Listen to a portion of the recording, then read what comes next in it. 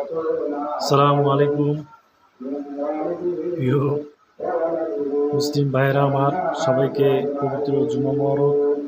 সবাইকে জুমা মোবারক জানাচ্ছি।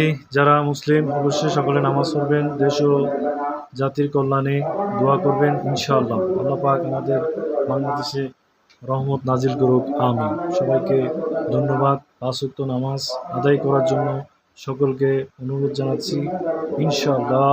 বিপদে আপদে সব সময়ের জন্য মহান আল্লাহ পাক দরবারে শুকরিয়া আদায় করতে হবে। আলহামদুলিল্লাহ। মহান আল্লাহ পাক রব্বুল আলামিন যে অবস্থায় রাখুক না কেন, অবশ্যই শুকরিয়া আদায় করতে হবে। এতে আল্লাহ পাক রহমত এবং বরকত দান করে। সবাইকে ধন্যবাদ। আল্লাহ হাফেজ। আমার জন্য দোয়া করবেন। আমি মোহাম্মদ জুয়েল আজিজ।